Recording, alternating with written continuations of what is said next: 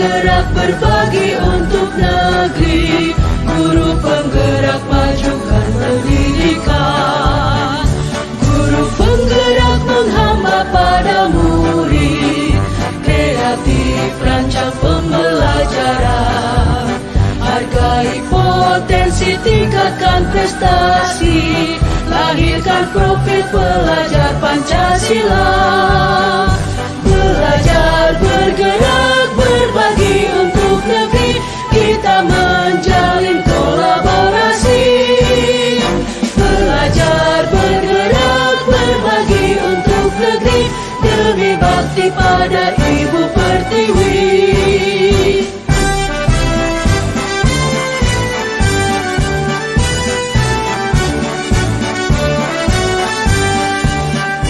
Bulatkan tekad, kuatkan hati, negeri ini memanggilmu kawan.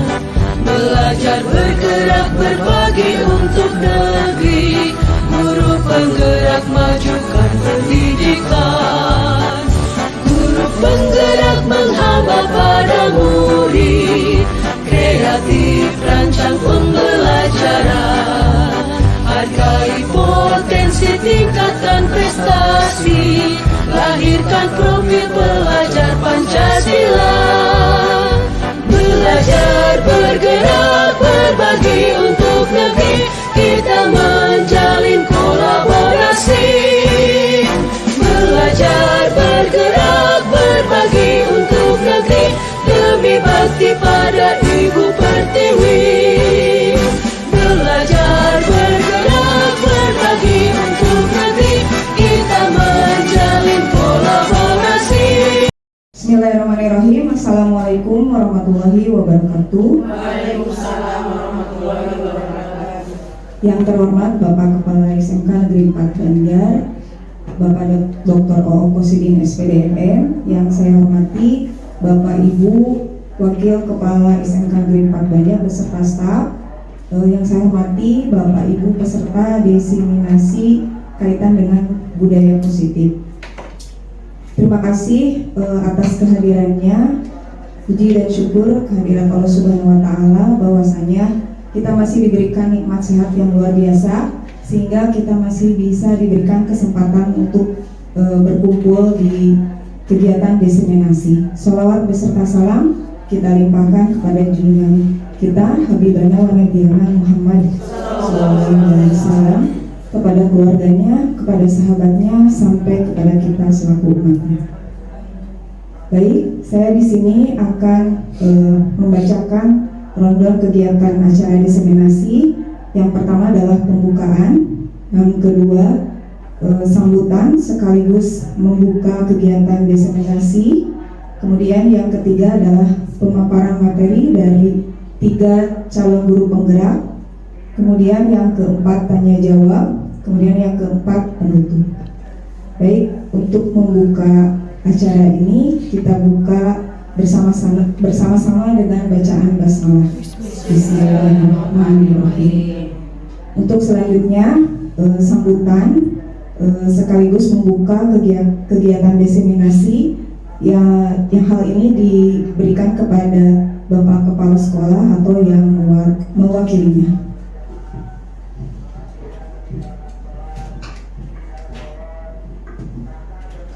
Baik, bismillahirrahmanirrahim. Assalamualaikum warahmatullahi wabarakatuh. Alhamdulillahirrahmanirrahim. Puji syukur kehadirat Allah ilahi Rabbi bahwasanya pada siang hari ini yang luar biasa teman-teman semua bisa kumpul dalam kegiatan diseminasi yang memang diselenggarakan oleh rekan-rekan kita calon guru penggerak. Salawat serta salam selalu tercurah kepada junjungan kita Nabi besar Nabi Muhammad SAW. Semoga syafaatnya sampai kepada kita semua. Amin ya rabbal alamin. Rekan-rekan sekalian, pertama mungkin saya mengucapkan terima kasih kepada ibu-ibu calon guru penggerak ya, yang luar biasa karena memang telah memberikan kesempatan kepada kita semua pada hari ini untuk menyebarkan apa sih ilmu yang sudah didapat selama ini, dan ini juga merupakan hal yang sangat penting tentu buat kita semua. apalagi yang dibahas sekarang adalah tentang budaya positif. Ya, kita paham bahwa kultur di sekolah kita seperti apa. Nah, mudah-mudahan dengan kegiatan diseminasi ini nanti semua kita akan terbuka pikirannya bagaimana kita membentuk budaya positif di sekolah kita. Kemudian bagaimana juga mungkin nanti akan disampaikan oleh rekan-rekan apa yang harus nanti kita akan lakukan ke depannya seperti itu. Jadi ini luar biasa, saya ucapkan terima kasih ibu-ibu ya, luar biasa. Semoga kegiatannya hari ini berjalan lancar dan apa yang memang diharapkan dari kegiatan ini juga bisa tercapai, yaitu terbentuknya budaya positif di SMK Negeri 4 Banjar ya. Jadi mohon mungkin nanti teman-teman yang mengikuti diseminasi ini bisa mengikuti dengan serius ya, kemudian nanti juga boleh banyak bertanya karena kebetulan di sekolah kita juga banyak mungkin cerita-cerita kasus-kasus yang dihadapi bapak dan ibu pada saat di kelas gitu ya, nanti juga mungkin bisa ditanyakan. Jadi mungkin diseminasi ini akan lebih hidup dan langsung tepat pada sasaran. Mungkin seperti itu untuk pembukaan dan kita buka kegiatan ini dengan mengucapkan Bismillah bersama-sama. Assalamualaikum warahmatullahi wabarakatuh. Waalaikumsalam warahmatullahi wabarakatuh. Terima kasih pada Ibu Marlina SPDMM yang sudah mewakili untuk memberikan sambutan dan sekaligus pembukaan untuk kegiatan diseminasi ini. Untuk selanjutnya acara penyampaian materi kepada Bapak Ibu CGP, silakan waktu dan tempat kami sediakan seluas-luasnya. Bismillahirrahmanirrahim. Assalamualaikum warahmatullahi wabarakatuh. Waalaikumsalam warahmatullahi wabarakatuh. Terima kasih ibu-ibu semua yang sudah bersedia mengikuti undangan kami kaitan dengan kegiatan diseminasi pemahaman dan penerapan pengalaman tentang budaya positif. Sebelumnya saya perkenalkan, kebetulan untuk diseminasi ini ada 3 calon guru penggerak. Yang pertama saya sendiri, Yusi Primayanti ML SPD MPD. Kemudian yang kedua ada Ibu Septining Tias Eka FSPD. Kemudian yang ketiga ada Ibu Yuni Endah Pratiwi SPD MPD. Baik, untuk pemateri yang pertama, kebetulan saya di sini akan menyajikan tentang budaya positif. Ini perkenalkan, ini dengan fasilitator, kemudian Ibu Hastuti Nirmala SSI MPD, kemudian untuk pengajar praktik saya sendiri itu Bapak Denny Suharyanto SPD MPD. Tujuan diseminasi ini yang pertama untuk memenuhi tugas aksi nyata modul 1.4 tentang budaya positif, kemudian penyebaran pemahaman budaya positif kepada seluruh warga sekolah, kemudian yang ketiga mengajak semua warga sekolah untuk menerapkan budaya positif itu sendiri. Nah, konsep inti budaya positif di sini ada beberapa materi yang memang nanti akan kami sajikan. Yang pertama adalah perubahan paradigma belajar, kemudian yang kedua ada disiplin positif, kemudian yang ketiga ada nilai-nilai kebajikan, yang keempat tentang kebutuhan dasar manusia, yang kelima motivasi perilaku manusia, kemudian yang keenam 5 posisi kontrol guru, kemudian yang ketujuh ada keyakinan kelas, dan yang terakhir yang kedelapan adalah segitiga restitusi.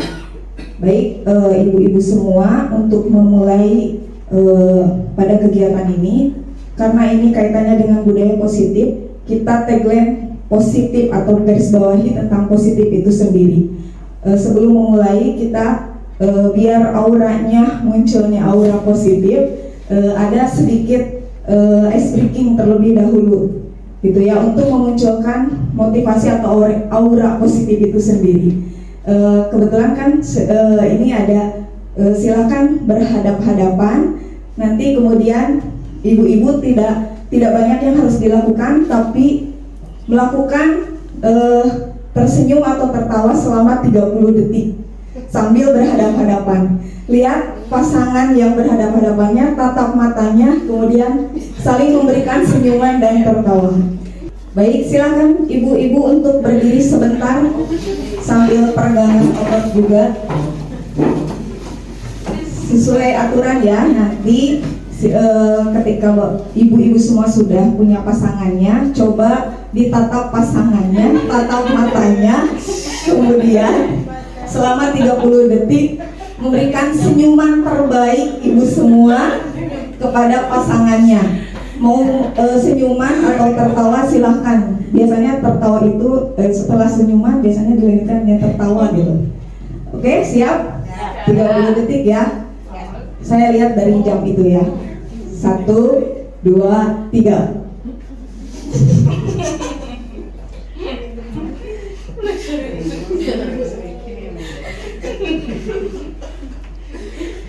Jangan menutup mata. Terima kasih ibu-ibu semua.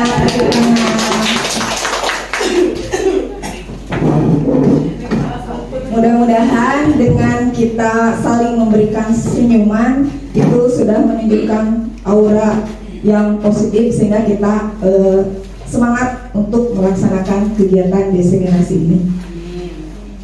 Baik, kita langsung saja ya. Kebetulan saya sendiri akan memberikan materi kaitannya dengan perubahan paradigma belajar, kemudian disiplin positif dan nilai-nilai kebajikan. Ibu-ibu semua ada yang tahu siapa tokoh ini? Ki Hajar Dewantara. Siapakah beliau? Tokoh pendidikan. Tokoh pendidikan. Ya betul ya ibu-ibu, ini adalah Bapak Ki Hajar Dewantara. Kebetulan beliau itu sebagai tokoh pendidikan di mana beliau itu memperjuangkan hak pendidikan untuk kaum pribumi untuk mendapatkan hak untuk mendapatkan pengajaran atau pembelajaran. Beliau itu mendirikan sebuah sekolah waktu itu dengan taman siswa ya, tamsis gitu ya. Biasanya guru sejarah itu lebih hafal. Ya, beliau itu menjelaskan tentang trilogi atau filosofi pendidikan. Yang 3 masih ingat?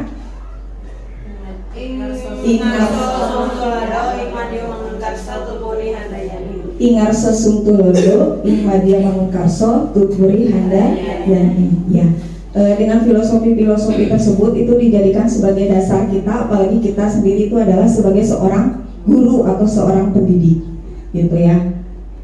Nah, Ki Hajar Dewantara mengibaratkan bahwa sekolah sebagai tanah atau sawah, tempat bercocok tanam, sehingga guru harus menciptakan lingkungan yang menyenangkan, aman dan nyaman, menjaga dan melindungi murid dari hal-hal yang tidak baik. Kemudian murid akan bertumbuh menjadi karakter baik sesuai dengan profil pelajar Pancasila.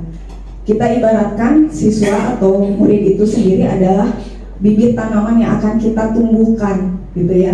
Jadi ketika kita tanamkan, kalau kita akan menanamkan bibit, kemudian kita memperlakukan bibit tersebut supaya tumbuh dengan baik, itu harus seperti apa? Ketika bibit tersebut mulai tumbuh, itu pasti ada yang namanya hambatan atau tantangan.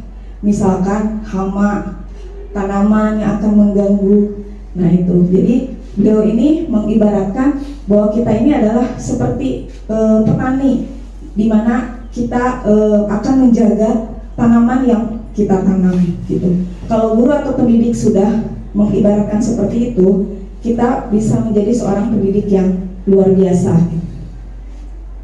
Nah, kemudian tadi seperti yang sudah dijelaskan, pembelajaran dengan paradigma baru itu merupakan pembelajaran yang dirancang berdasarkan prinsip pembelajaran berdiferensiasi. Sebenarnya memang sudah dibuat seperti itu, apalagi dengan sekarang kurikulum merdeka, kita kenal istilah dengan pembelajaran berdiferensiasi ya, dimana pembelajaran tersebut pembelajaran yang disesuaikan dengan kebutuhan murid atau peserta didik itu sendiri. Dari pembelajaran berdiferensiasi ini, para peserta didik disesuaikan dengan kebutuhannya, tahap perkembangannya, kemudian teori psikologi modern untuk mewujudkan profil pelajar Pancasila.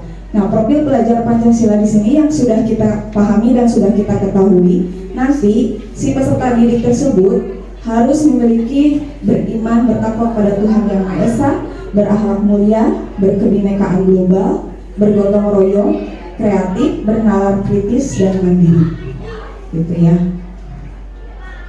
Nah, sekarang kaitan dengan tadi pembelajaran perubahan paradigma baru. Baik, silakan ibu-ibu semua berpasangan yang dekat. Kemudian di sini ada kita mencoba ya. Di sini ada A dan B, berarti itu bapak dan ibu dengan pasangannya. Kemudian yang satu memegang secari kertas yang tadi sudah saya bagikan. Kemudian tuliskan atau bayangkan hal yang berharga yang ibu punya gitu di secari kertas tersebut. Kemudian dituliskan. Setelah dituliskan, si secari kertas tersebut dipegang atau dikepal oleh yang memegang kertas itu sendiri. Silakan ibu-ibu. Bayangkan Bu Risna misalkan punya barang berharga emas misalkan, atau barang berharga pacar atau apa gitu. Terus yang menuliskan di remasi kertasnya tersebut, kemudian dipegang tangannya, dikepal gitu. Silakan.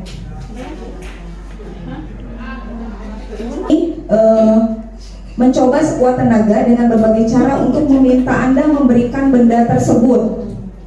Ya, yang pasangannya bisa membujuk, mengancam, menghardik, merayu, menyuap, apa saja agar dapat membuka kepalan tangan Anda. Silahkan. Bagaimana caranya? Silahkan, terserah pasangannya. Saya minta yang kertasnya yang unik.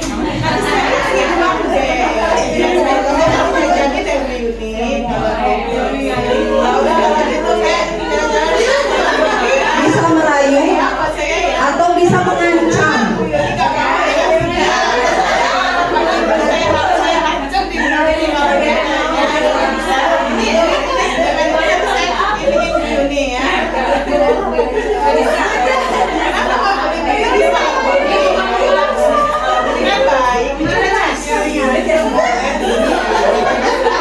Baik, sudah. Kira-kira kemungkinan yang terjadi ada berapa kemungkinan? Ada? Tidak diberikan sama memberikan. Berarti ada dua kemungkinan yang akan dilakukan oleh pasangan tersebut ketika sudah dirayu, diancam, dihardik, atau diminta secara sukarela gitu. Kemungkinannya dia memberikan secara baik-baik, atau dia tidak memberikan si benda tersebut kepada pasangannya, gitu ya. Nah, berarti di sini kaitannya dengan ketika kita mengontrol peserta didik atau siswa itu sendiri. Kalau misalkan bisa nggak kita memaksakan kehendak kepada peserta didik? Tidak bisa kan? Berarti di sini yang berhak untuk memenuhi si kontrol itu sendiri adalah si peserta didik itu sendiri. Jadi peserta didik itu tidak bisa kita paksakan, disesuaikan dengan apa yang kita mau atau yang kita inginkan. Walaupun kadangkala kita dengan memberikan ancaman. Kalau dulu pembelajaran dulu itu memang kita harus disamakan. Ketika guru menginginkan A semuanya, berarti anak itu harus semuanya A gitu. Tapi sekarang tidak seperti itu, karena tadi balik lagi ke pembelajaran berdiferensiasi, itu adalah disesuaikan dengan kebutuhan peserta didik itu sendiri, di mana peserta didik punya potensi, punya kebutuhannya masing-masing. Dia juga berhak untuk mengontrol dirinya sendiri. Kita tidak bisa memaksakan, kita juga tidak bisa mengancam, apalagi dengan memberikan hukuman, gitu ya. Jadi di sini pertanyaannya, siapa yang bisa mengontrol hal tersebut? Apakah orang lain atau diri sendiri, gitu ya. Jadi jawabannya yang bisa mengontrol itu adalah diri kita sendiri. Nah, kemudian di sini ada miskonsepsi tentang teori kontrol itu sendiri. Nah, ilusi guru mengontrol murid. Kita tidak dapat memaksa murid berbuat sesuatu jikalau murid tersebut memilih untuk tidak melakukannya, gitu ya. Jadi memang kita tidak bisa memaksakan kehendak kita kepada peserta didik kita. Kemudian ilusi bahwa kritik dan membuat merasa bersalah dapat menguatkan karakter. Kaitannya dengan menggunakan hal tersebut menuju pada identitas gagal. Kemudian yang ketiga, ilusi bahwa semua penguatan positif efektif dan bermanfaat. Penguatan positif sama dengan bentuk-bentuk kontrol. Dalam jangka waktu tertentu, murid menyadari dan mencoba menolak. Bisa jadi murid tergantung pada pendapat guru. Kemudian ilusi bahwa orang dewasa memiliki hak untuk memaksa. Perilaku memaksa tidak akan efektif untuk jangka waktu yang panjang dan sebuah hubungan permusuhan akan terbentuk. Ketika kita melakukan pemaksaan kepada peserta didik, mungkin peserta didik akan melakukan hal tersebut, tapi dalam dirinya akan muncul perasaan si ibu guru ini melakukan pemaksaan kepada saya. Nanti yang terbentuk itu adalah dia merasa benci atau menunjukkan permusuhan dalam jangka waktu yang cukup lama. Ini mengubah paradigma stimulus respon ke pendekatan teori kontrol. Stimulus respon tentang dunia, realitas kebutuhan kita sama, tapi ternyata realitas kebutuhan kita berbeda. Ibu dengan ibu tantri pasti berbeda kebutuhannya gitu. Kemudian apalagi dengan peserta didik yang banyak gitu. Kemudian semua orang melihat hal yang sama. Setiap orang memiliki gambaran yang berbeda. Ketika melihat sesuatu, walaupun bentuknya sama, kadang antara pikiran yang satu atau pikiran yang lain atau persepsi yang satu dengan persepsi yang lain itu pasti berbeda. Kita mencoba mengubah orang agar berpandangan sama dengan kita. Tapi kita di sini untuk teori kontrolnya, kita berusaha memahami pandangan orang lain tentang dunia. Kadangkala kita selalu ingin dipahami gitu ya. Padahal kita juga harus bisa memahami orang lain karena pandangan kita belum tentu sama dengan pandangan orang lain. Perilaku buruk dilihat sebagai suatu kesalahan. Belum tentu semua perilaku memiliki tujuan. Walaupun dia melakukan kesalahan, pasti ada tujuan kenapa dia melakukan kesalahan. Kemudian orang lain bisa mengontrol saya. Salah ya, jadi hanya diri kita sendiri yang bisa mengontrol. Kemudian saya bisa mengontrol orang lain, Anda tidak bisa mengontrol orang lain. Seperti ilustrasi yang tadi, walaupun dengan cara merayu, dipaksa, diancam, kalau orang tersebut tidak mau memberikan, itu tetap berarti di sini ada yang mengontrol itu adalah diri kita sendiri. Pemaksaan ada pada saat bujukan gagal. Kolaborasi dan konsensus menciptakan pilihan-pilihan baru. Ada alternatif-alternatif lain di luar dari pemaksaan itu sendiri. Model berpikir menang atau kalah. Di sini adalah model berpikir menang atau menang. Itu. Kemudian disiplin positif. Disiplin berasal dari kata disiplina yang artinya belajar.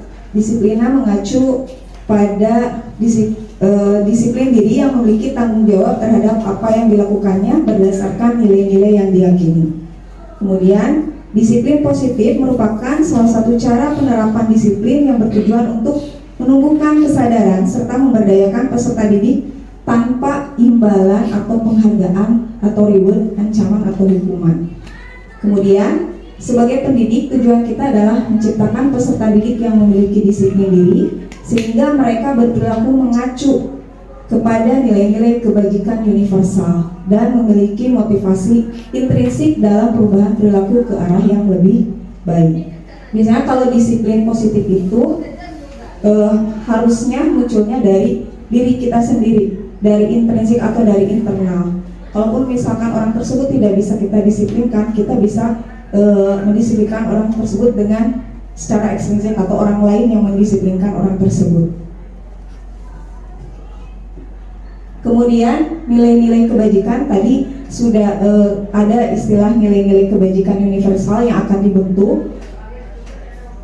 Nilai yang disepakati bersama lepas dari suku, bangsa, agama, bahasa maupun latar belakangnya. Di sini nilai kebajikannya bisa kita ambil dari profil pelajar Pancasila yang tadi, yang nanti anak tersebut bisa beriman, bertakwa, kemudian berakhlak mulia, berkebinekaan global, gotong royong, mandiri, kreatif, dan bernalar kritis. Kemudian anak tersebut peserta didik nanti akan memiliki rasa toleransi, rasa hormat, integritas, mandiri, menghargai, antusias, empati, keingintahuan, kreativitas, kerjasama, percaya diri, dan memiliki komitmen. Kemudian keterampilan hidup, life skill, dapat dipercaya lurus hati, pendengar yang aktif, tidak merendahkan orang lain, dan memberikan yang terbaik dari diri. Demikian materi yang bisa saya sajikan. Selanjutnya,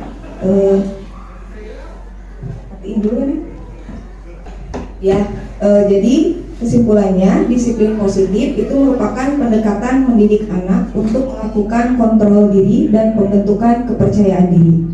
Seseorang yang memiliki disiplin berarti mereka bisa bertanggung jawab terhadap apa yang dilakukannya, karena mereka mendasarkan tindakan mereka pada nilai-nilai kebajikan yang sudah tadi kita pelajari. Kemudian sebagai pendidik kita harus menciptakan anak-anak yang memiliki disiplin positif, sehingga mereka bisa berperilaku dengan mengacu pada nilai-nilai kebajikan dan memiliki motivasi intrinsik, bukan karena paksaan, pujian, atau hukuman. Demikian materi yang bisa saya sajikan. Selanjutnya materi akan disajikan oleh Ibu Septining Tias EKF SPD. Kepadanya waktu dan tempat kami sediakan. Baik, ibu-ibu semuanya, izinkan saya memperkenalkan diri. Saya Septining Tias. Di sini saya sebagai CGP angkatan 11. Ini ibu fasil saya Ibu Astuti Nirmala, SSD MPD, dan Bulani Mailani SPD sebagai pengajar praktek. Untuk kali ini saya akan mendiseminasikan tentang 5 posisi kontrol, motivasi perilaku siswa, dan 3. Baik ibu-ibu, untuk kali ini saya akan mendiseminasikan tentang kebutuhan dasar manusia, motivasi perilaku siswa, dan juga tentang 5 posisi kontrol seorang guru. Nah, ini adalah kebutuhan dasar manusia. Bapak dan ibu-ibu semuanya, bisa kita lihat dalam slide. Di sini kita ada 5 kebutuhan dasar, yaitu adalah bertahan hidup. Pasti kita sebagai manusia harus bertahan hidup ya, ibu-ibu ya. Dengan cara mungkin nanti kita makan, minum, berpakaian, ya, terus punya tempat tinggal, itulah bertahan hidup. Yang berikutnya ada kasih sayang dan rasa diterima. Pasti kita butuh rasa kasih sayang. Ya, siswa pun demikian ya, siswa juga akan butuh rasa untuk diterima. Berikutnya ada kebebasan, kita nggak mau hidup terkekang, sama murid-murid juga akan seperti itu. Berikutnya ada kesenangan ya, jadi kita pengen juga hidup itu tidak hanya kaku monoton ya, tapi ada kesenangan. Berikutnya adalah penguasaan, bagaimana kita tuh diakui oleh orang-orang gitu. Itulah penguasaan. Nah, segala sesuatu yang kita lakukan untuk mendapatkan apa yang kita inginkan, itulah kebutuhan dasar. Nah, seluruh tindakan ini memiliki tujuan tertentu, dan semua usaha terbaik yang kita lakukan adalah dalam rangka agar kebutuhan itu terpenuhi dengan baik. Jadi agar kita menjadi manusia yang bahagia, kita harus memenuhi 5 kebutuhan dasar ini. Jadi jangan sampai salah satunya itu kosong. Ya, kalau misalnya sebagai contoh mungkin anak tidak mendapatkan kasih sayang, pasti dia akan kosong di bagian kasih sayangnya. Berarti otomatis dia akan bermasalah nanti dalam pembelajaran. Pun dengan bertahan hidup, mungkin anak-anaknya kelaparan ya, belum makan ya. Di rumah mungkin tidak ada makanan, dia akan kehilangan ini kebutuhan dasar tentang bertahan hidup. Jadi nanti mungkin pembelajaran juga tidak akan maksimal. Oke, berikutnya, nah ini ya ibu-ibu. Di sini bertahan hidup itu ada tentang makanan, pakaian, tempat tinggal, keamanan, dan juga kesehatan. Makanan, pakaian, tempat tinggal. Kalau di daerah Jawa sebutnya sandang, pangan, dan papan. Sandang itu apa? Sandang itu pakaian. Pangan, makanan. Papan, rumah atau tempat tinggal ya. Nah, butuh juga keamanan ya. Bagaimana kita itu merasa aman? Ya, itu adalah kebutuhan hidup, dan kesehatan. Ya, tentunya dengan nanti menjalankan perilaku hidup sehat ya. Nah, ini juga dibutuhkan oleh siswa ya, makanan, pakaian, tempat tinggal, keamanan, kesehatan. Nah, kalau di sekolah kira-kira yang mana? Yaitu di bagian keamanan dan kesehatan. Aman dari apa? Aman dari bullying, itu termasuk keamanan ya. Kesehatan dengan cara apa? Anak-anak kita punya program Misting Cinta ya, berarti memaksimalkan anak-anak itu untuk makan dengan benar, makan dengan sehat. Yang berikutnya adalah kasih sayang dan rasa diterima. Rasa diterima, diperdulikan, berbagi, kerjasama, menjadi bagian dalam kelompok, itu kebutuhan dasar kita. Kadang-kadang ibu-ibu perhatikan ketika kita sedang diskusi, anak-anak milih kelompok sendiri, pasti ada yang akan merasa tersisih.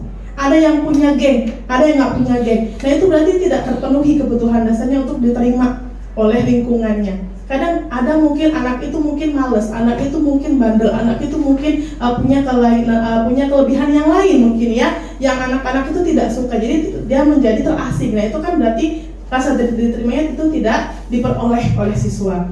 Yang berikutnya adalah penguasaan. Di sini berkaitan dengan apa? Harga diri, keinginan untuk dianggap, memimpin, berprestasi, diakui, didengar. Nah ini biasanya anak-anak yang bermasalah yang multandri ya, anak-anak yang sering masuk keluar ke ruang BK, biasanya yang seperti ini. Mereka butuh kebutuhan untuk mendapatkan pengakuan bahwa mereka itu layak. Mereka tuh butuh diakui bahwa mereka itu layak ada di sekolah ini, layak mereka itu belajar bersama dengan teman-teman yang lain. Bukan menjadi sok kuasa, tapi bagaimana dia bisa memimpin dalam pembelajaran. Itu yang sedang kita budayakan di sekolah kita. Yang berikutnya kebebasan ya. Pasti anak tuh senang kalau disuruh bisa mandiri, punya pilihan, mencoba hal-hal baru, mau mengendalikan arah. Nah ini kan berkaitan dengan kebebasan. Di sini apa? Sudah difasilitasi. Tadi kurikulum merdeka itu diferensiasi. Di sini ada memiliki pilihan. Jadi dalam di diferensiasi itu anak-anak itu punya pilihan-pilihan, minat-minatnya. Sebagai contoh, saya di Tata Boga. Bagiannya banyak sekali Tata Boga itu, ada cooking, ada pastry, ada gizi, ada service ya, ada kopi dan lain-lain. Nah, kami itu memberikan pilihan sama anak, mau yang mana yang akan kamu tekuni. Nah, itu berarti itu maksudnya ke kebebasan. Berikutnya adalah kesenangan. Ya, anak-anak itu pasti senang ketika suruh main ya, humor gimana coba kalau jam-jam kosong. Anak-anak itu happy, bahagia ya, bahagia ketawa-ketawa, dia bisa bermain game ya. Mereka bisa tertawa, itu adalah wujud dari mereka tuh senang. Ya, berarti kalau di kelas kita anak-anak itu diam, itu jangan berarti kita senang ya, karena berarti ada kebutuhan yang hilang, yaitu kesenangan. Kemudian itu hilang ketika anak-anak itu diam, dia mendengarkan guru ya, mereka tegang, itu berarti nilai ini hilang, kesenangan ini hilang ya. Oke, itu adalah 5 kebutuhan dasar manusia. Berikutnya adalah motivasi perilaku manusia. Nah, di sini ada 2 ya. Jadi kalau motivasi perilaku itu ada 3 yang muncul. Yang pertama adalah untuk menghindari ketidaknyamanan atau hukuman. Contohnya, misalnya anak datang terlambat akan dihukum. Berarti ketika dia datang tepat waktu, ada kemungkinan motivasinya karena tidak mau dihukum, tidak mau, nggak nyaman ya. Yang berikutnya untuk mendapatkan imbalan atau penghargaan dari orang lain. Misalnya anak bertanya karena gurunya ngasih reward, itu anak baru nanya. Berarti kalau seperti itu motivasi masih eksternal, karena bukan dari diri sendiri. Jadi kalau anak itu masih menghindari hukuman biar dia nyaman, dia dapat imbalan, berarti itu eksternal. Nah, sebagai seorang guru yang baik, kita harus bisa memunculkan motivasi internal dalam diri siswa, yaitu yang ini, untuk menjadi orang yang mereka inginkan dan menghargai diri sendiri dengan nilai-nilai yang mereka percaya. Tentunya nilai-nilai kebajikan yang itu sudah disampaikan oleh Bu Yusi. Ya, ada disiplin, ada toleransi, ya itu adalah apa yang nilai yang mereka percaya. Jadi di sini kita perilaku anak itu berdasarkan dari keinginan mereka. Karena mereka yakin itu benar, mereka melaksanakan itu sesuai dengan nilai yang mereka percaya. Jadi kalau masih ini 2 ini yang menjadi motivasi mereka, berarti kita belum berhasil sebagai seorang guru. Berarti sebagai seorang guru, ketika anak itu melakukan perintah karena takut dihukum atau karena hanya pengen dapat reward, berarti kita belum berhasil. Tapi ketika kita menjadikan siswa itu, mereka itu melakukan perintah karena paham itu tugas mereka, tanggung jawab mereka, dan mereka disiplin dengan itu, berarti itu sudah internal. Berarti itu sudah berhasil pembelajaran kita menerapkan disiplin positif.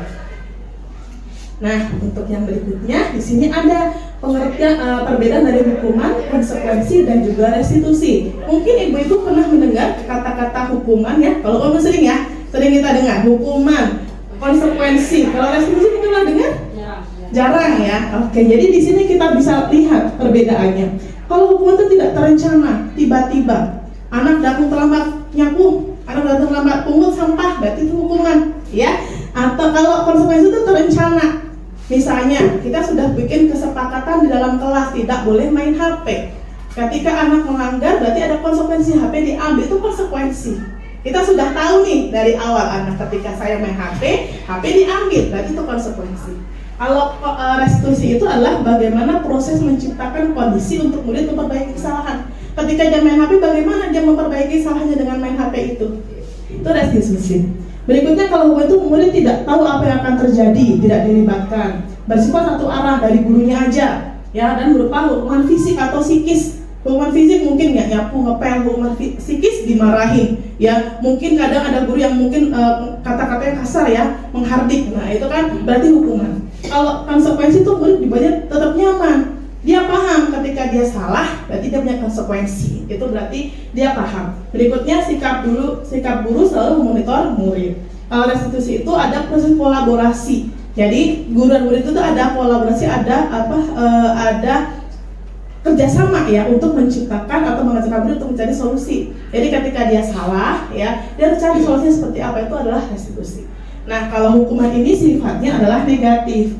Sementara kalau konsekuensi itu netral dan restitusi itu adalah positif, ya. Dan di sini tadi ada stimulus respon dan juga ada tadi kontribusi, ya.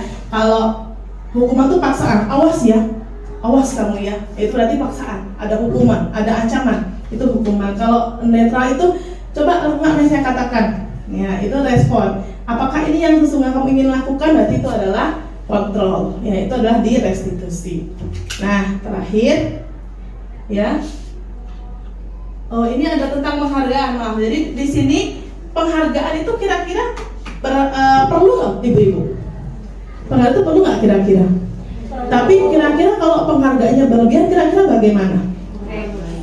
Tidak baik, betul, tidak baik. Jadi penghargaan itu adalah apa? Hukuman maupun hukuman itu adalah cara untuk mengontrol perilaku seseorang yang menghasilkan potensi untuk mempelajari yang sesungguhnya. Jadi penghargaan itu bagus asal tidak berlebihan. Ketika berlebihan justru malah menjadi bumerang buat kita. Ya, ketika anak diberikan penghargaan yang berlebihan, otomatis ada yang iri teman-temannya, ya, ada yang merasa si dia wae, dia mah anak kesayangan, dia mah anak emas. Ada seperti itu. Kalau banyak penghargaan tidak efektif, merusak hubungan, mengurangi ketepatan, menurunkan kualitas, mematikan kreativitas, dan juga menghukum. Itu adalah penghargaan. Nah, terakhir adalah ini nih, ibu-ibu, yaitu tentang posisi kontrol seorang guru. Nah, ada penghukum, ada pemantau, ada pembuat rasa bersalah, teman, dan juga manajer. Kira-kira di manakah posisi kontrol Bapak Ibu selama ini?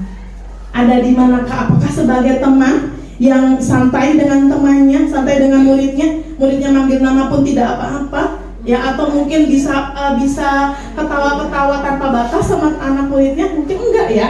Atau mungkin membuat rasa bersalah, saya tuh kecewa sama kamu, ya, itu berarti bersalah, ya, merasa bersalah. Atau sebagai penghukum, ya, ketika anak salah, enggak, kamu salah, udah kamu lakuin tugasnya, udah kamu cuci piring misalnya. Kalau di saya, ya, di tata boga, cuci piring kamu, atau ngepel misalnya gitu, ya, penghukum. Atau sebagai pemantau, saya tuh lihat loh, kamu tuh dari kemarin kok kayak gini, itu kan pemantau, ya. Atau manajer. Nah, ini manajer, ya, kita akan kupas satu-satu. Nah, ini coba kasusnya. Siswa tidak memakai atribut lengkap saat upacara bendera. Ketika sebagai penghukum, apa yang dilakukan Bapak Ibu guru? Lari keliling lapangan. Nah, itu berarti penghukum. Kalau sebagai pembuat rasa bersalah, berapa kali dikasih tahu? Kamu tuh selalu bikin ibu kecewa, bikin ibu kesel, bikin ibu marah. Berarti dia ada di pembuat rasa bersalah, ya kan? Kalau di sini, ayo dong ikutin aturan sekolah, ya. Ya sudah, tidak apa-apa kalau lain, tapi nanti jangan diulangin, ya. Berarti ini teman nih, nggak apa-apa, tapi jangan diulangi lagi. Itu teman, tidak ada konsekuensi dari dia melanggar peraturan. Atau kamu sudah melanggar peraturan sekolah, kamu tahu kan konsekuensinya, beli atributnya sekarang. Nah, berarti dia pemantau, udah tahu nih kamu salah, kamu tahu kan salahnya di mana. Kalau yang bagus itu yang ini, ibu-ibu, yaitu manajer. Kamu tahu nggak salahmu, kira-kira kamu gimana kamu memperbaiki kesalahannya. Anak akan dipaksa untuk berpikir, ya, kira-kira kalau saya nggak pakai atribut, apa yang harus saya lakukan? Oh, saya beli ke atributku ke kantin. Jadi ada solusi menciptakan kooperasi, betul, ya. Terima kasih Bu Yuni, ya. Terima kasih Bu Yun dan Bu Eka Nur, ya. Oke, jadi itu, ya. Jadi kalau posisi yang baik itu di sini sebagai manajer. Jadi kita harus bisa memposisikan diri kita sebagai manajer yang bisa apa? Menjadikan anak itu mencari sendiri solusi dari masalah yang dia buat. Jadi dia tuh sadar dia salah. Dia sadar nih dia salah, dia harus tahu gimana ya caranya biar ini tidak jadi masalah lagi. Itu adalah di manajer. Nah, terakhir saya punya kuis, ibu-ibu. Mau coba boleh dijawab ya, kira-kira ini masuk yang mana nih ya? Yang pertama, saya kecewa sekali dengan kamu. Bagus, terima kasih. Lanjut. Kamu tidak pernah benar melakukannya. Memantau, betul. Lanjut. Ayolah, lakukan dengan bapak atau ibu. Oke, kali ini sanksi atau konsekuensinya sudah tahu kan? Apa nih? Sanksi atau konsekuensinya sudah tahu kan? Apa nih?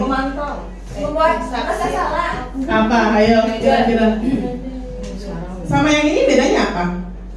Kamu tidak pernah melakukannya. Berarti dia memantau, karena dia udah melihat terus kan? Nggak pernah, berarti kan udah berkali-kali kalau udah pernah benar. Kalau yang ini berarti maksudnya kemana? Penghukum. Sanksi atau konsekuensi apa? Udah tahu kan? Ya udah lakuin, itu maksudnya.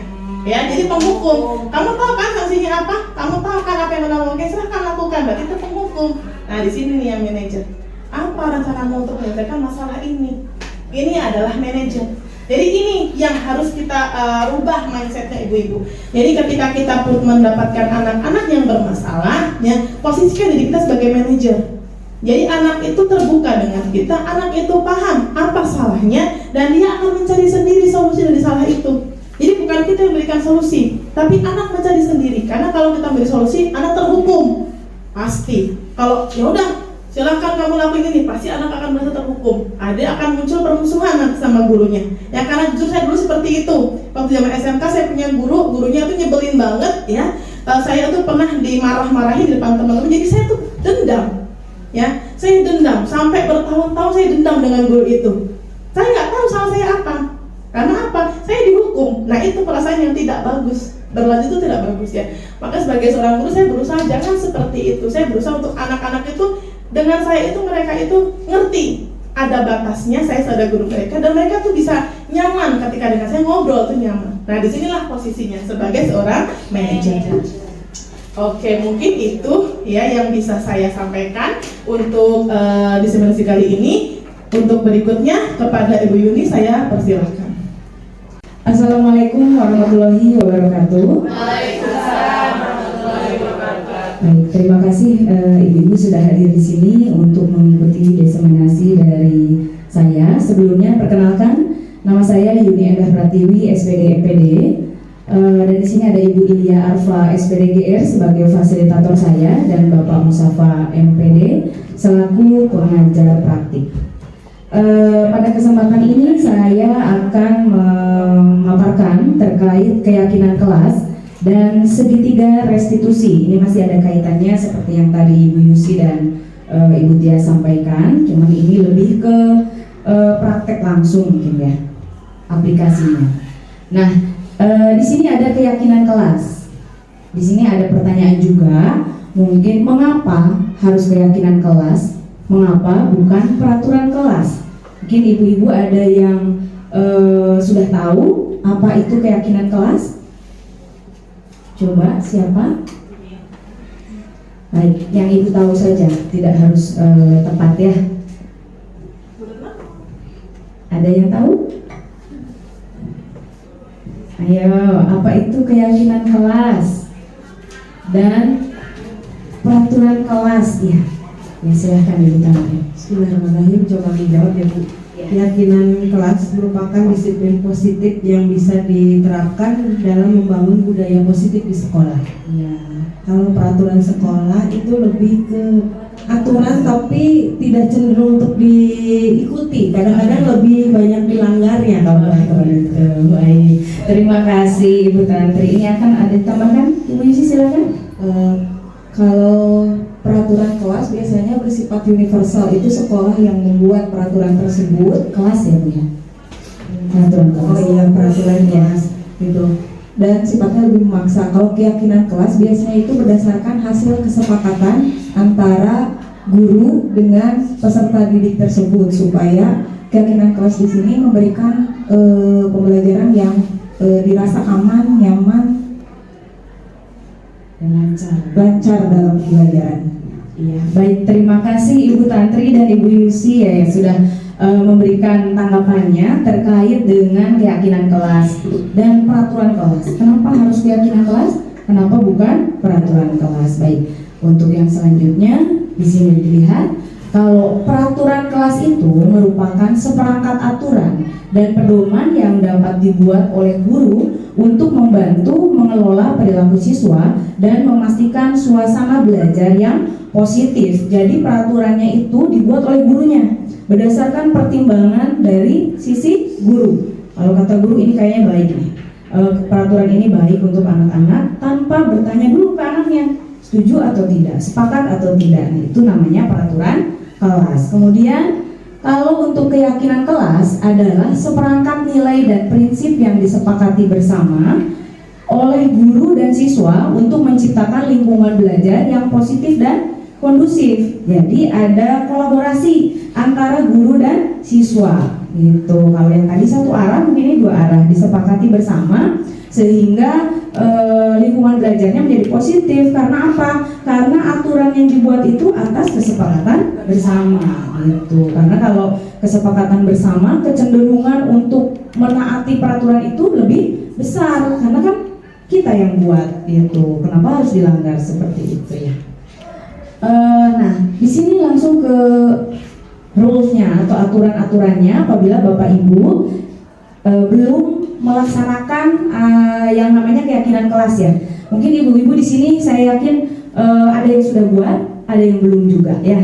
Nah, ini hanya untuk menyamakan persepsi saja bahwa pembentukan keyakinan kelas itu terdiri dari kuantitatif, terus berupa pernyataan yang universal, kemudian dibuat dalam pernyataan yang positif, lalu sedikit saja agar mudah diingat, kemudian sesuai dengan kondisi kelas dan sekolah sehingga mudah diterapkan, kemudian semua warga sekolah atau warga kelas yang dilibatkan saat membuat keyakinan kelas. Kuantitatif di sini cenderung nanti ada kesepakatan berapa jumlah keyakinan kelas yang akan dibuat, kemudian berupa pernyataan yang universal, jadi tidak terlalu spesifik, kemudian dibuat dalam pernyataan yang positif, tidak negatif ya. Kemudian sedikit saja agar mudah diingat, jangan banyak-banyak, yang penting mencakup semuanya gitu sehingga bisa berjalan lancar sesuai dengan kondisi kelas ya. Karena kondisi kelas yang satu dengan yang lain itu berbeda. Ada yang satu kelas itu anaknya cerewet semua, bawel gitu, jadi rame kelas itu ya. Kemudian ada yang satu kelas itu anaknya kalem gitu. Tentu saja keyakinan kelasnya akan berbeda sesuai dengan kesepakatan kelas masing-masing. Kemudian semua warga kelas itu dilibatkan. Jadi tanggung jawab bersama, saling mengingatkan ketika ada satu keyakinan kelas yang dilanggar oleh satu temannya, maka teman yang lain wajib mengingatkan. Kan kita udah sepakat nih, jangan gitu. Jadi si anak yang satu pun akan gampang menyadari kesalahannya seperti itu. Nah, di sini langkah-langkah penetapan keyakinan kelas. Yang tadi sama saja sebetulnya, cuman ini langkah lebih real. Yang pertama, meminta siswa untuk menuliskan keyakinannya. Jadi anak-anak supaya kelas kita berjalan kondusif nih, berjalan baik, lancar sesuai dengan keinginan kalian, coba kalian buatkan keyakinan kelas yang kalian inginkan. Boleh satu, boleh dua, terserah anak-anaknya ya.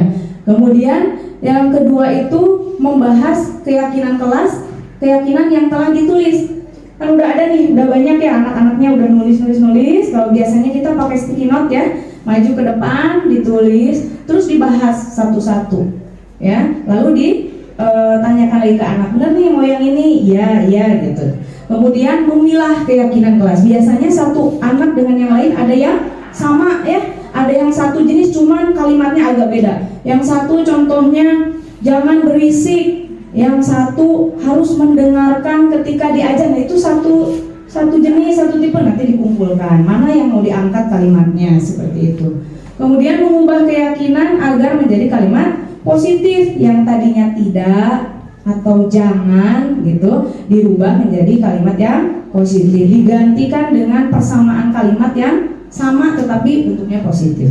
Kemudian menyarikan peraturan-peraturan menjadi nilai-nilai kebajikan atau keyakinan kelas. Keyakinan kelas itu ada nilai apa di dalamnya kalau dikerjakan gitu. Nanti biar anak-anak tahu, oh manfaatnya keyakinan ini kalau dikerjakan tuh pas kita jadi gini. Contoh, ketika kita berlalu lintas ya, gunakan helm saat naik motor. Kira-kira menurut ibu-ibu nih, kebajikan apa yang ada di dalamnya? Keselamatan ya, terus apa lagi?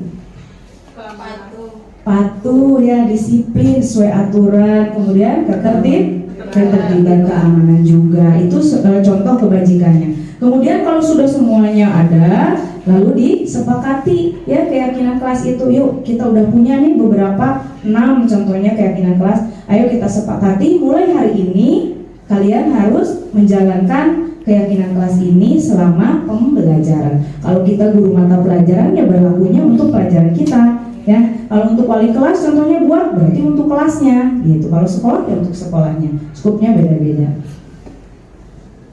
Oke.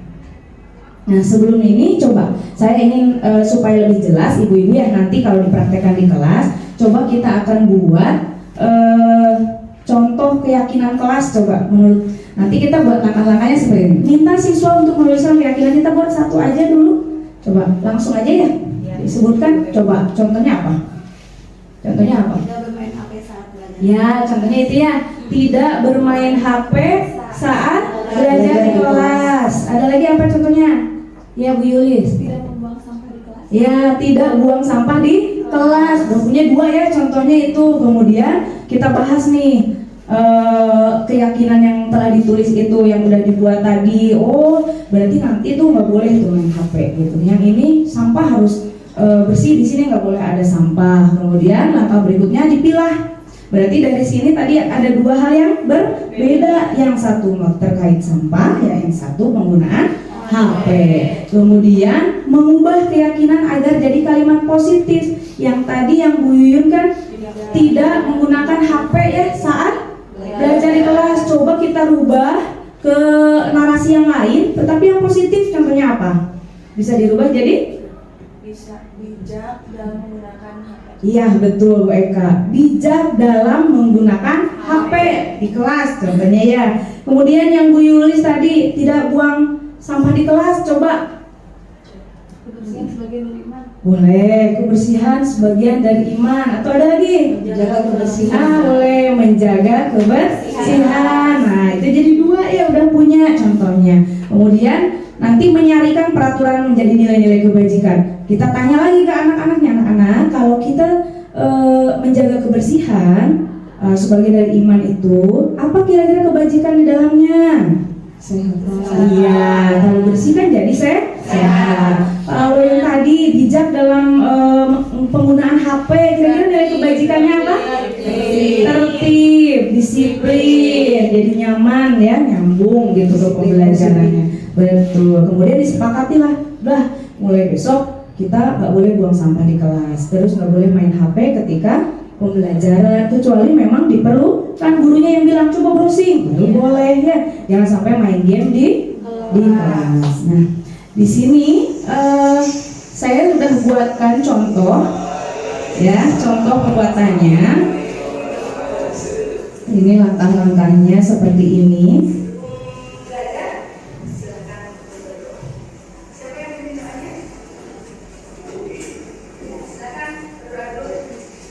Ini awalnya seperti biasa, kita belajar biasa gitu ya. Kemudian kita ini. Nah ini contohnya nih, si anak udah maju. Iya.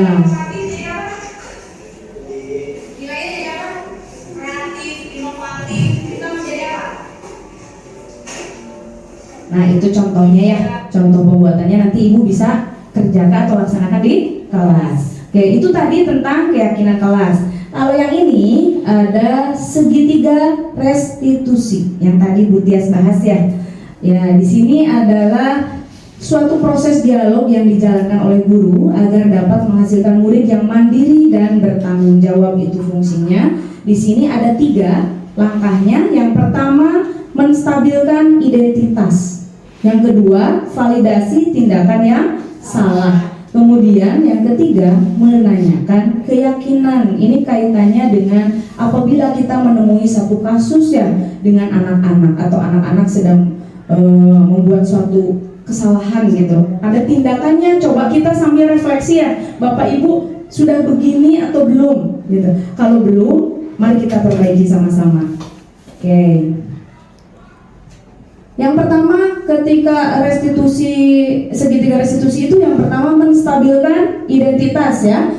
Berdasarkan prinsip membuat kesalahan adalah sebagian dari proses belajar. Ingat prinsipnya Ibu, kesalahan itu adalah bagian dari belajar. Ya, kalau tidak salah anak tidak akan belajar. Kemudian menggeser identitas murid dari identitas yang gagal ke sukses. Jangan sampai image anak ketika berbuat salah itu dia akan jadi manusia gagal. Tetapi gimana caranya ketika dia sudah berbuat salah kemudian memperbaiki, akhirnya dia menuju ke suksesan gitu.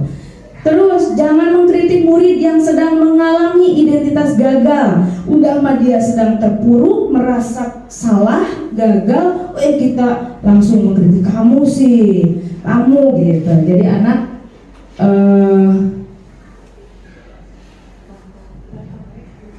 ya, baik ibu-ibu, di sini kita ada di sesi satunya yaitu menstabilkan identitas.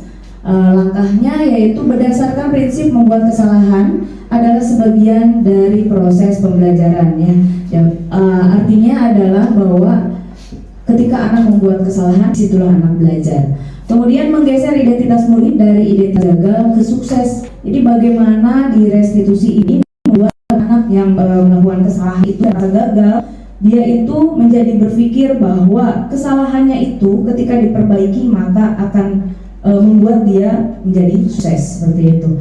Kemudian jangan mengkritik murid yang sedang mengalami identitas gagal. Jadi ketika ada anak down karena melakukan kesalahan, kita sebagai guru itu jangan mengkritik, tapi gimana caranya kita mensupport mereka bahwa kesalahan kamu itu tidak akan membawa ke kegagalan seandainya kamu bisa memperbaikinya. Nah, pernyataan-pernyataan yang bisa kita buat dalam menstabilkan identitas, contohnya adalah membuat kesalahan adalah sesuatu yang wajar. Jadi Bapak Ibu bilang ke anaknya, ya nggak apa-apa kamu salah, wajar kok kamu salah, kamu masih muda ya, sedang mencari jati diri bla bla bla ya, sehingga anak itu paham. Kemudian manusia tidak ada yang sempurna, manusia itu nggak ada yang sempurna. Jangankan kamu, ibu aja sering kok buat salah. Tapi gimana caranya kita menyadari kemudian memperbaiki, memperbaikinya ya. Kemudian yang ketiga, kita bisa memperbaiki masalah ini.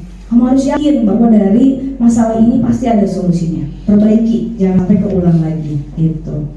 Kemudian saya tidak menanyakan kesalahannya, tetapi fokus memperbaiki masalah ini. Jadi nggak usah nanya salah kamu di mana. Kamu tahu nggak gitu, mengintimidasi anak supaya fokus ke kesalahannya, tapi gimana caranya kita fokus untuk memperbaiki masalahnya. Nah dari sini kamu berpikir coba harus bagaimana. Jadi mengarahkan anak untuk berpikir bagaimana cari solusinya.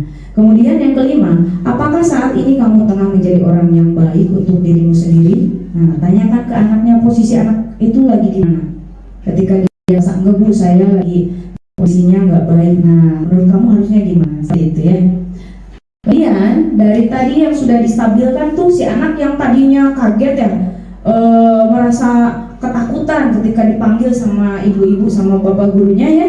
Kemudian sudah distabilkan tadi sudah merasa tenang. Oh, ternyata ibu nggak marah loh. Ternyata ibu paham atas kesalahan saya. Kemudian berdasarkan prinsip setiap perilaku berupaya memenuhi suatu kebutuhan tertentu. Jadi si anak berbuat salah itu pasti dia sedang cari sesuatu yang dia butuhkan gitu. Kemudian guru dari pikiran stimulus respon menjadi proaktif. Proaktif di sini yang tadi menggali anak-anak untuk menemukan solusi dari permasalahannya sendiri. Kemudian mengenali dan mengakui kebutuhan murid ini dan memperbaiki hubungan dengan murid. Terus pertanyaan atau pernyataan yang disampaikan dengan nada suara tidak menghakimi atau memojokkan. Jadi nadanya kayak orang ngobrol. Jangan sampai, ayo kamu kerjakan itu. Kamu tahu kan? Nah, jadi anak tuh deg-degan gitu ya. Harusnya dah nggak apa-apa, kita duduk bareng-bareng, coba ceritakan. Jadi si anak tuh santai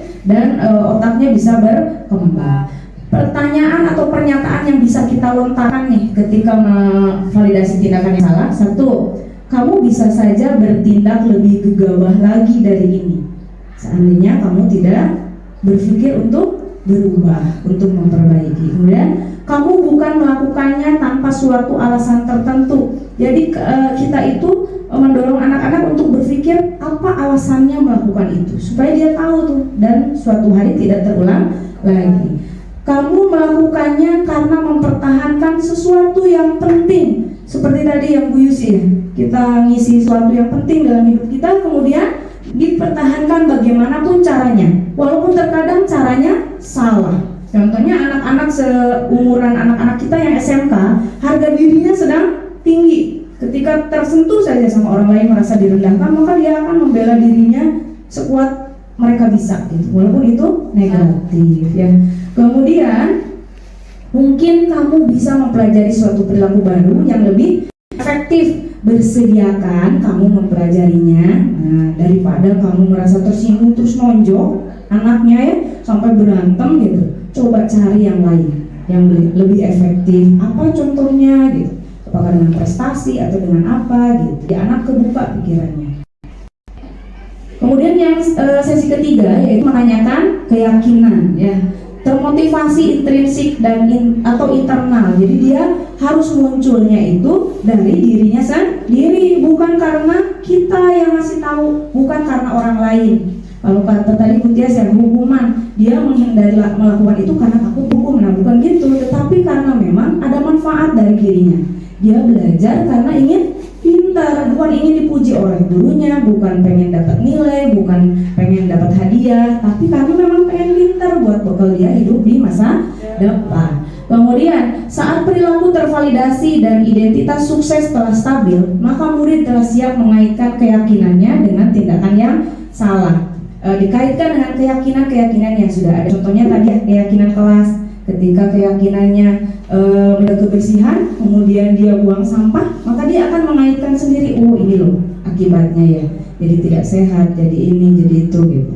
Pertanyaan atau pernyataan yang bisa disampaikan, satu, sebagai keluarga atau sebagai kelas, apa yang kita yakini? Yang tadi tanya lagi ke anaknya ya, anak-anak, seperti yang sudah kemarin kita buat loh, keyakinan kelasnya apa gitu. Anak-anak pasti ingat karena sedikit, makanya jangan banyak-banyak. Kemudian nilai-nilai apa yang telah kita sepakati, yang tadi kebersihan, ketertiban, kesehatan gitu. Kemudian seperti apa gambaran sebuah kelas yang ideal bagi kamu? Tuh, dari keyakinan itu kan nanti ngelingnya, keyakinannya sudah dijalankan, kemudian nanti kemudian pertanyaan yang selanjutnya yaitu yang kedua, nilai-nilai apa yang telah kita sepakati. Jadi ditanya lagi nilainya ya. Kemudian yang ketiga, seperti apa gambaran sebuah kelas yang ideal bagi kamu, ditanyakan lagi, dikaitkan dengan keyakinan kelas yang sudah dibuat. Kemudian kamu ingin menjadi orang yang seperti apa, ditanya lagi, kamu itu inginnya jadi orang yang seperti apa, jadi orang baikkah, jadi orang yang dihargai orang lain, jadi orang yang berprestasi. Pasti anak-anak punya motivasi sendiri-sendiri dari dalamnya begitu.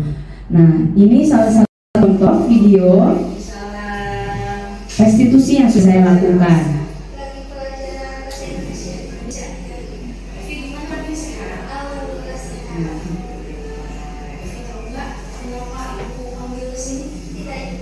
Nah itu contoh videonya ya. Oke. Kemudian yang penutup ini, dalam penerapan program disiplin positif, hendaknya guru memiliki standar kepribadian profesional dan sosial yang baik, di mana guru mampu merefleksikan dirinya dalam posisi kontrol saat ini, bagaimana perjalanan dirinya sebagai among atau manajer yang menuntun murid-muridnya menjadi insan yang mandiri, merdeka, dan bertanggung jawab. Nah, Bapak Ibu, di sini kita sudah selesai melakukan diseminasi. Kemudian dari apa yang kami sampaikan, mungkin Bapak Ibu ada yang ingin ditanyakan? Silakan. Boleh ditanyakan ke siapa saja yang mau bertanya. Iya. Oke. Dari pembahasan Bu Tias tadi, saya ingin bertanya, Bebas, ke siapa saja boleh. apakah dalam satu kasus bisa menggunakan posisi kontrol lebih dari satu? Silakan Ibu Tias. Baik, terima kasih Bu Yulis untuk pertanyaannya. Untuk dalam bentuk kasus sebaiknya satu ya, jadi kita fokus mau jadi apa, mau jadi manajer, mau jadi penghukum, mau jadi apa, pemantau, maka yang paling bagus kan manajer ya. Cuman tidak serta merta selalu menjadi manajer. Kadang-kadang perlu juga kita sebagai penghukum ya kepada siswa itu. Jadi posisi kontrol itu diletakkan atau dilakukan berdasarkan situasinya, berdasarkan kasusnya, dan berdasarkan seringnya anak melakukan kesalahan itu. Kalau sudah sering, mungkin kan dengan posisi manajer mungkin tidak berhasil, mungkin bisa dengan posisi menghukum seperti itu. Jadi untuk satu kasus lebih baik satu. Jadi fokus mau seperti apa, ke penghukum kah atau ke manajer kah? Mungkin begitu Bu Yulis. Mungkin sudah jelas? Sudah jelas? Oke, terima kasih Bu Yulis. Baik, siapa lagi yang ingin bertanya? Ya, Ibu Tantri silakan. Bertanya tadi yang ilusi itu ya, yang pertama ilusi kritik ya, ilusi bahwa kritik dan membuat merasa bersalah itu dapat menyebabkan dapat menguatkan karakter. Nah itu maksudnya seperti apa Bu? Ya baik, terima kasih Bu Tantri atas pertanyaannya. Tadi itu sebenarnya di materi miskonsepsi ya, ada pernyataan bahwa ilusi bahwa kritik.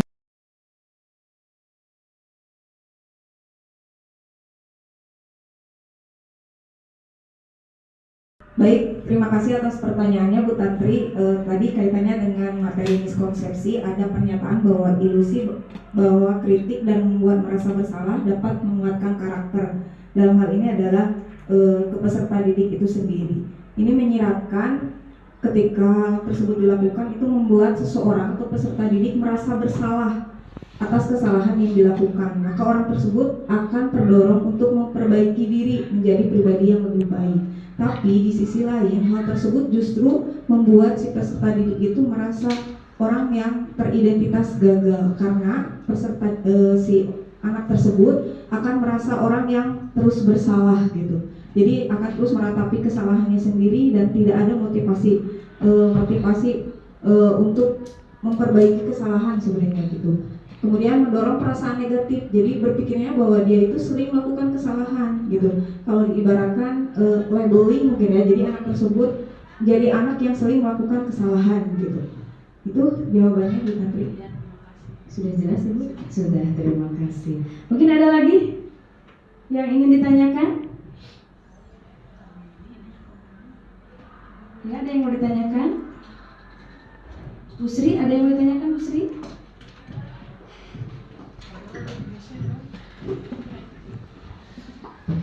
Ya, terima kasih waktunya. Saya ingin bertanya kepada Ibu Yuni tentang tadi kata-kata yang harus diberikan kepada peserta didik bahwa kita tidak boleh jangan membuang sampah. Jadi kata-kata negatif itu harus dirubah ke kata-kata positif. Betul. Apa akibatnya? Terima kasih. Oke, terima kasih Ibu Sri pertanyaannya ya. Seperti yang tadi sudah disampaikan bahwa kalimat yang digunakan dalam keyakinan kelas itu harus dalam bentuk kalimat positif ya, karena sesuai dengan penelitian juga bahwa apabila anak-anak diberikan kalimat yang negatif, afirmasi yang diterimanya itu negatif. Justru ketika kita bilang jangan buang sampah, nah biasanya anak-anak itu jangannya itu nggak keinget, tapi yang diingatnya buang sampah. Jadi afirmasi yang masuk ke dalam otaknya itu yang belakangnya yang buang sampah. Jangan main handphone, justru kayak orang yang disuruh ya main handphone gitu. Makanya kita rubah ke dalam kalimat yang positif. Jangan buang sampah, jagalah kebersihan. Jadi dia ingat jagalah kebersihan. Mungkin seperti itu ya Ibu ya. Jadi supaya apa yang tertanam dalam benak anak-anak itu hal-hal yang positifnya, bukan justru yang sebaliknya. Seperti itu Ibu. Apakah sudah jelas? Sudah, baik. Ada lagi yang ingin ditanyakan? Sudah cukup?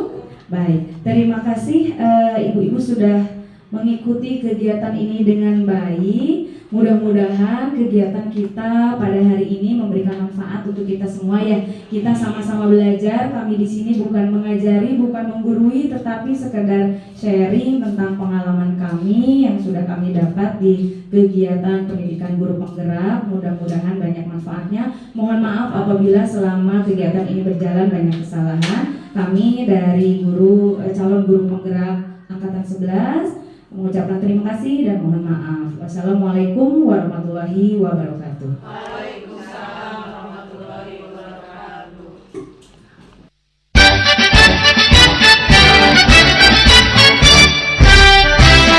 Assalamualaikum warahmatullahi wabarakatuh.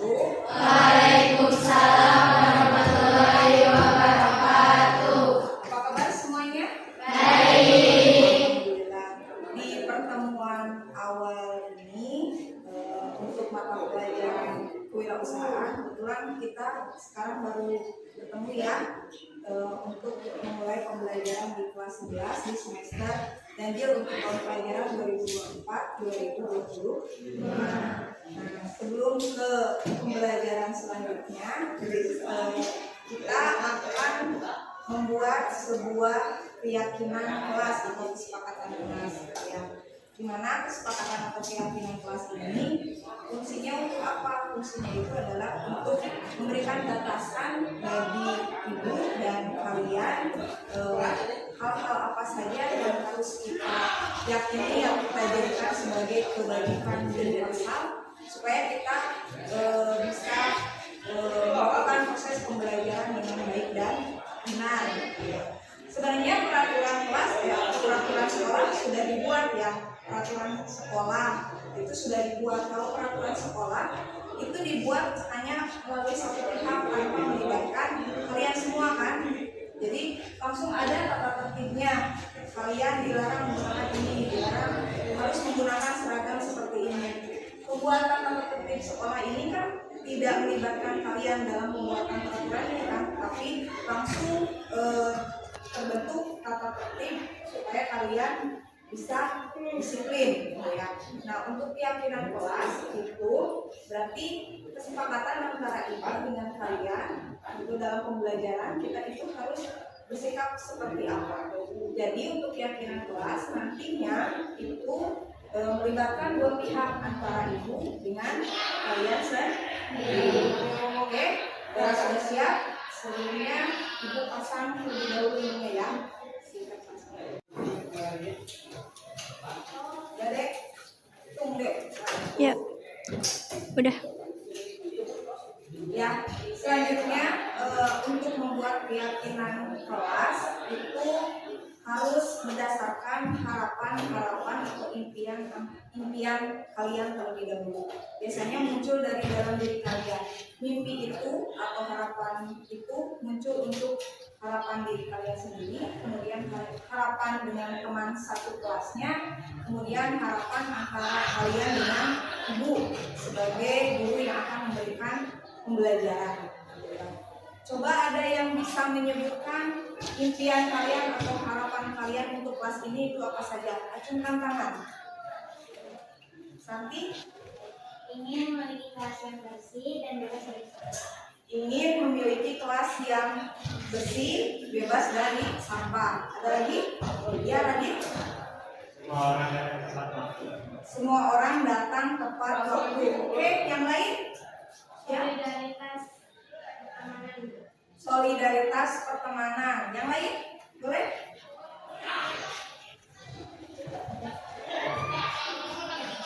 Ayo, harapan kalian, mimpi kalian untuk kelas ini itu seperti apa?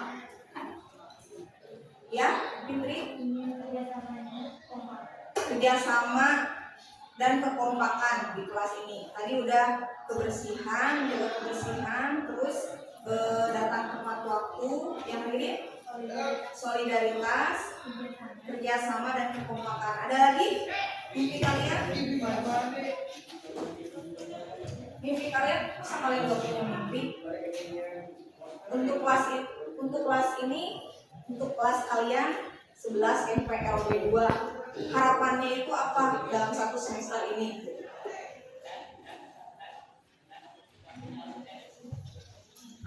Ayo. Ya, Bella, apa?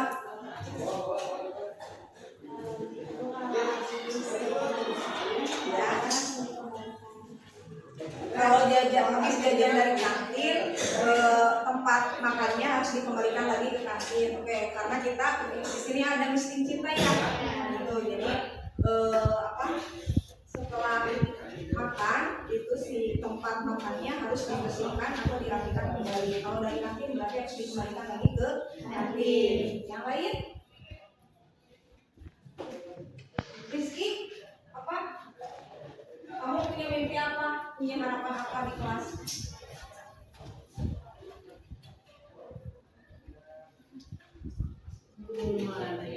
Disiplin. Terus?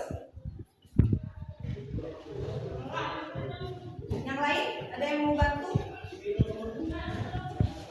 Tadi bersih udah, tepat datang tepat waktu udah, kompak udah, solidaritas udah. Ada lagi?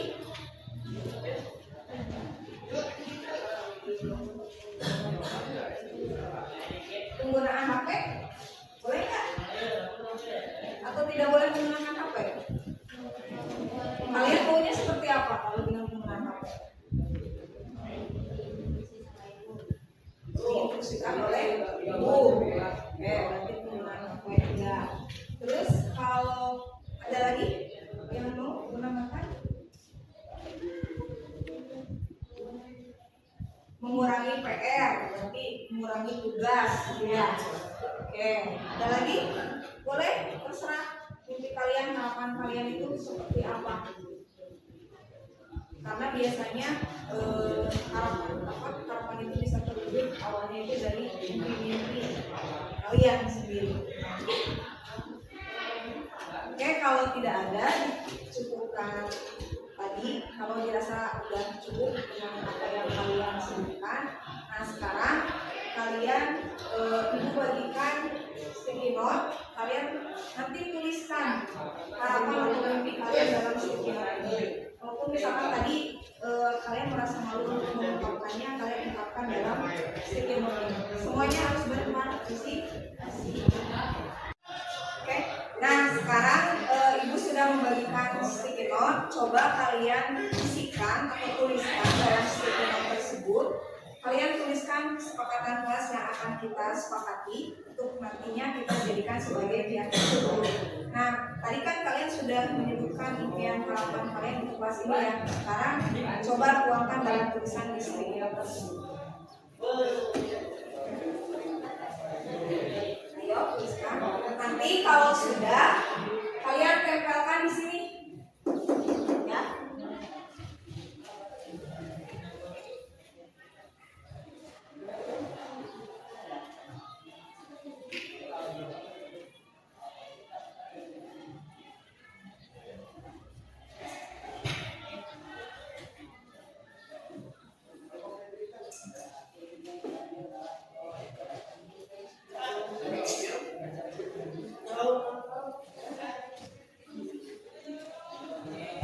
Yang sudah boleh langsung ditempelkan ke sini. Ya.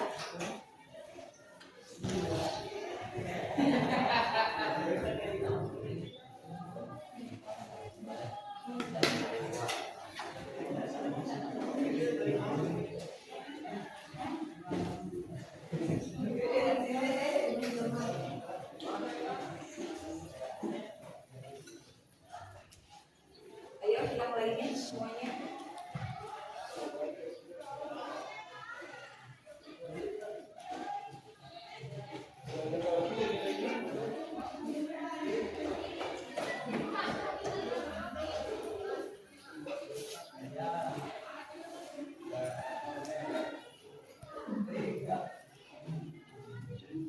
Gak usah dikasih nama. Tinggal tuliskan aja.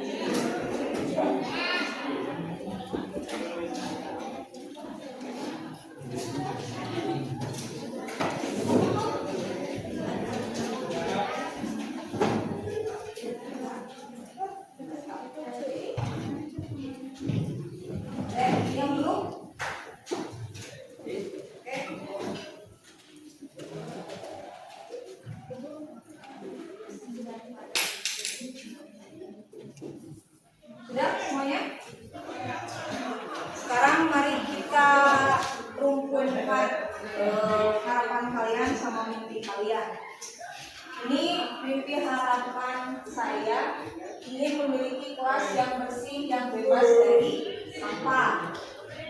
Kemudian saling menghargai, berarti kita tulis ini ya, menjaga kebersihan. Menjaga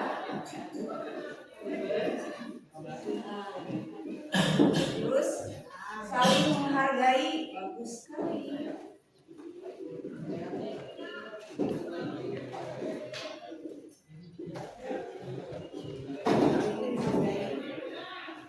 Jaga kekompakan, jika ada tugas langsung dikerjakan, jangan ditunda. Sebelum belajar kelas dibersihkan terlebih dahulu. Berarti yang belum jaga kekompakan ya, berarti menjaga kekompakan.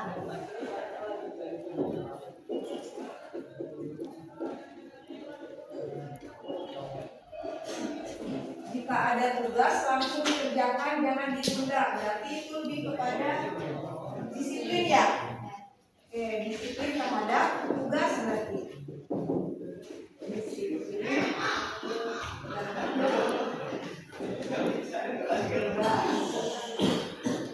sebelum belajar kelas dibersihkan terlebih dahulu. Kalau ini mah udah sampai sama dengan yang ini ya. Oke, terus bertanggung jawab jika bagian piket kelas piket kelas. Kemudian menjaga kekompakan kelas. Kalau kekompakan berarti sudah. Berarti di sini bertanggung jawab.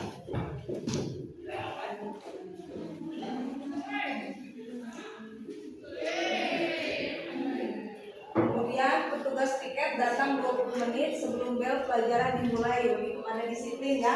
Disiplin tugas piket berarti kan. Ini kerjasama dan kekompakannya menjadikan 11 FPLB 2 unggul dari kelas yang lain. Yes, berarti kan di sini menjaga kekompakan, kerjasama, dituliskan. Kompak sama kerjasama beda apa sama? Beda. Berarti boleh kerjasama yang baik. Datang tepat waktu, maksudnya ke disiplin ya. Menaati aturan jam sekolah sama disiplin. Kemudian disiplin. Menjadi kelas paling populer dan terfavorit. Jadi apa ini? Solidaritas kelas, kalau ada lomba ikut melaksanakan, tidak boleh tidur di kelas. Kerjasama mengurangi tugas atau PR. Solidaritas maksudnya kekompakan, masuk ya? Masuk. Harus kompak dan solidaritas yang tinggi. Rukun dalam pertemanan dan tidak memilih-pilih teman. Nah, ini kepada apa ini? Saling menghargai. Masuk ya, saling menghargai. Berarti nggak usah ditulis lagi. Semoga sukses dalam kegiatan apapun dan menjadi kelas terpopuler. Belajar santai tapi serius. Santai tapi serius. Maksudnya ke yang mana?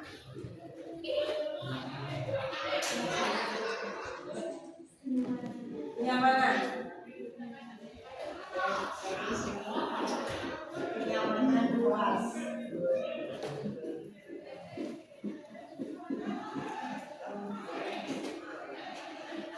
Ingin kelas menjadi bagus dan kreatif. Oke, kreatif mau dituliskan?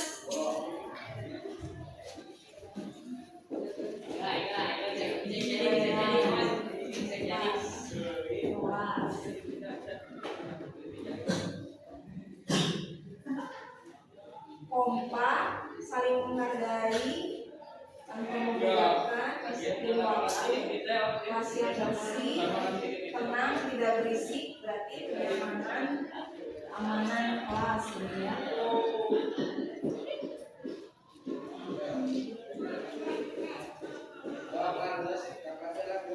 Kemudian tidak boleh membuang sampah, datang ke kelas Oke, berarti apa yang sudah menjadikan harapan atau mimpi kalian sudah ibu rangkum gitu ya. Tapi di sini ada yang tidak ini menggunakan HP, mau disepakati nggak? Penggunaan HP disepakati maunya apa? Berarti bijak dalam menggunakan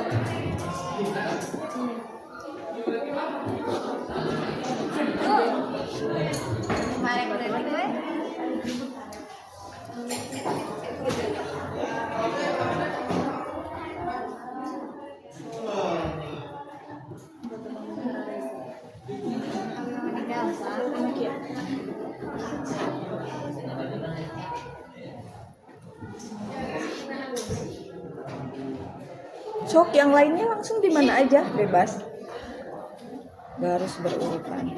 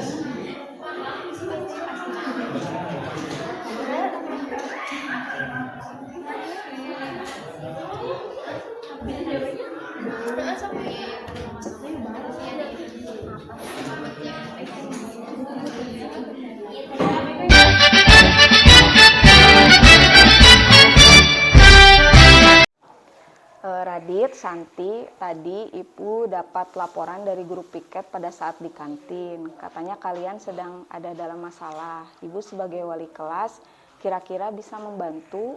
Tadi apa yang terjadi?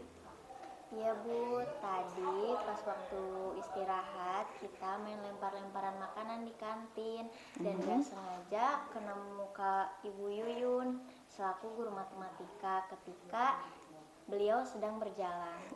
Berarti kalian tadi main lempar makanan, kemudian makanan tersebut mengenai wajah Ibu Yuyun ketika beliau lewat? Iya Bu. Ya, Radit ada informasi tambahan? Kami tidak sengaja melakukannya Bu, Tapi gimana? tapi kami tidak sengaja. Apakah kalian tahu dengan kejadian seperti ini kalian mendapatkan masalah? Iya. Baiklah, Ibu di sini tidak akan mencari siapa yang salah. Kemudian Ibu di sini berusaha untuk mencari solusi atas permasalahan yang terjadi. Kemudian berpikir apa yang akan kita lakukan untuk memperbaiki situasi yang seperti ini.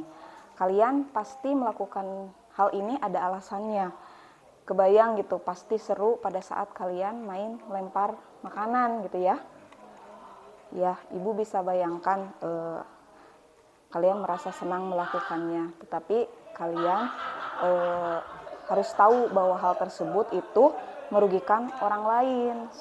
Sehingga sekarang kalian berada dalam masalah gitu ya. Sekarang begini saja. Kita mengingatkan kembali ya, mari kita yakinkan tentang keyakinan kelas kita ya. Apa yang kita percaya, kemudian yang mana yang kalian belum bisa tunjukkan. Kita harus bersikap baik kepada orang lain. Menghormati orang lain dan diri kita sendiri. Iya. Berarti kalian berdua sebenarnya sudah meyakini sudah tahu tentang keyakinan kelas kita. Kita kembali pada saat ketika kalian melempar makanan, itu apakah ketika kalian melakukan itu sudah bisa menunjukkan perbuatan baik atau saling menghormati? Tidak. Ya, tapi kalian mendapatkan rasa senang kan dari itu ya? Tapi sebenarnya untuk mencari rasa kesenangan itu tidak harus merugikan orang lain. Nah, sekarang apa yang kalian bisa lakukan untuk memperbaiki kesalahan ini? Kita akan meminta maaf kepada Ibu Yuyun selaku guru matematika dan berjanji tidak akan mengulanginya lagi. Ya, alhamdulillah. Berarti terima kasih kalian sudah bisa meyakinkan kembali tentang keyakinan kelas kita. Nah, sekarang mari kita mengindahkan ya keyakinan kelas kita lagi. Besok kita ke kantin dan kalian bisa berperilaku lebih baik lagi. Baik, terima kasih. Silakan kalian melanjutkan aktivitas istirahatnya.